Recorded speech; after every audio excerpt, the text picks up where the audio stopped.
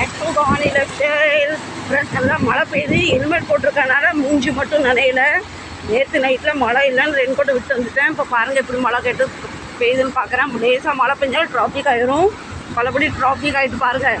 ஓன்னு மழை பெய்யுதா, சும்மாவே டிராஃபிக்கு பஞ்சம் இல்லை. இப்போ கேட்கவே வேண்டாம்.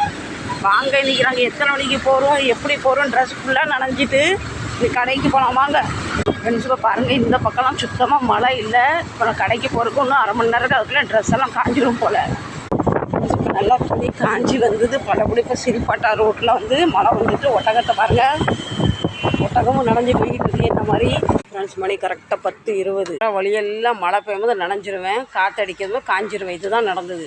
மழை இல்லைன்னு ரெயின் கோட் எடுத்துகிட்டு போகல ஃப்ரெண்ட்ஸ். இன்னைக்கு இருந்தாலும் நம்ம போகும்போது ரெயின் கோட் எடுத்துகிட்டு போயிடணும், சரிங்களா? வந்து பாருங்க, இங்கே விட்டு போய் இப்போ அந்த மனுஷன் தண்ணி எடுக்க போயிருக்காரு. வரக்குன்னு லவத்துபோன்னு 10 வாரம் கடையை பெருக்கிடலாம். இப்போ கொஞ்சம் வாங்க வாசலையும் பெருக்கிடலாம். இப்போ நம்ம